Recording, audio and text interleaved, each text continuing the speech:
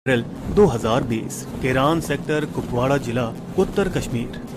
भारी बर्फबारी ने भारतीय सेना को अपने शिविर के अंदर रहने पर मजबूर कर दिया था, लेकिन उड़ते ड्रोन नियंत्रण रूप से लाइन ऑफ कंट्रोल पर निगरानी रखते हुए उस इलाके की फोटो लगातार कमांड सेंटर को भेज रहे थे।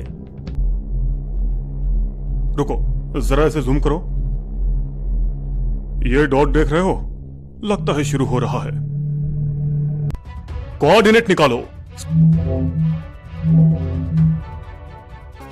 सर, जुमागुंड के केरन सेक्टर में घुसपैठ या हलचल नजर आ रही है। कमांडिंग अधिकारी ने बिना हिचकिचाहट आदेश दिया, 8 रेजिमेंट तैयार करो, हमें खतरे को तुरंत विफल करना होगा। उसी दोपहर लाइन ऑफ कंट्रोल से कुछ दूर जाट पलटन ने बर्फ में कम से कम 4 से 6 जोड़ी पैरों के निशान पाए और फुटप्रिंट का पीछा करने लगे।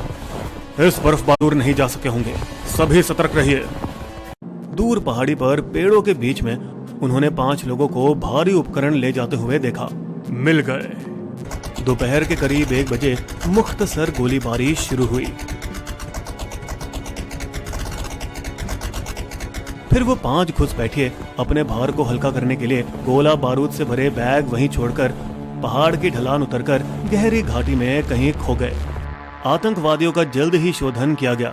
उत्तर में लाइन ऑफ कंट्रोल और दक्षिण में शमशाबरी चोटी के बीच सीमित आवा, कुमकाड़ी, जुरहुमा, सफवली, बटपोरा और हायहमा के गांवों पर घेराबंदी लगवा दी गई। 2 अप्रैल गुरुवार की भोर 41 और 57 राष्ट्रीय राइफल्स के सैनिक ऑपरेशन में शामिल हुए।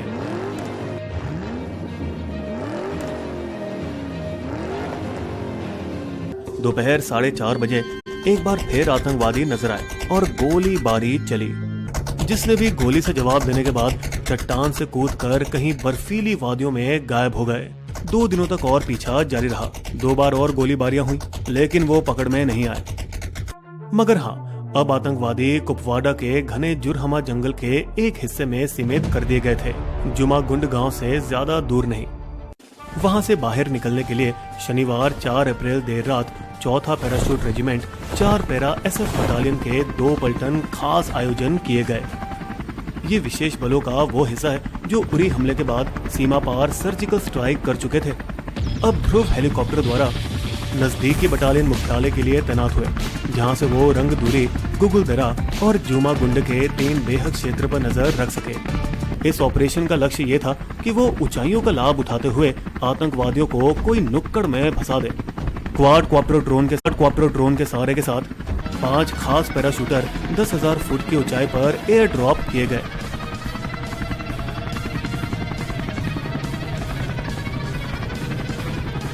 सूबेदार संजीव कुमार दस्ते के नेतृत्व में थे।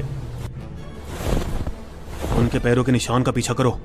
कमांडो ने धीमी सतर्क गति और चारों ओर नजर रखते हुए निशान का पीछा किया। फिर जब रविवार 5 अप्रैल की सुबह होने वाली थी, आगे के सदस्य सूबेदार संजीव कुमार, पैराट्रूपर अमित कुमार और हवलदार छत्रपाल सिंह अनजाने में कंगनी पर चढ़ गए। पहाड़ की चोटी के किनारे एक जमा हुआ बर्फ का टुकड़ा जो उनके इकट्ठे वजन की वजह से टूटकर नीचे गिर गया और वे तीनों खाई की गहराई में गायब हो गए।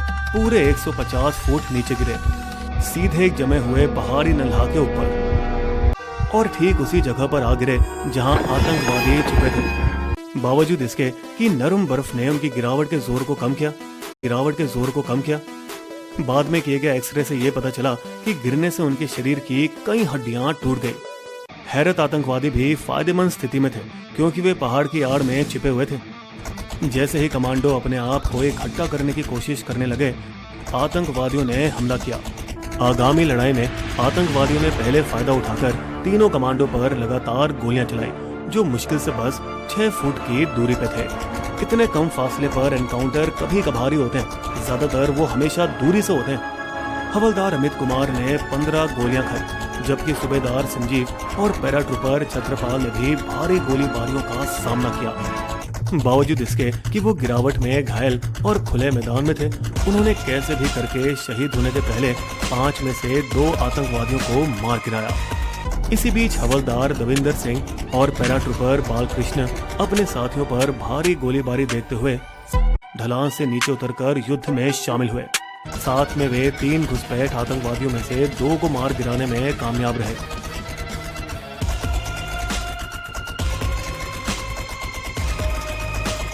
5वां आतंकवादी जो वहां से भागा 8वें जाट सैनिक का शिकार बना।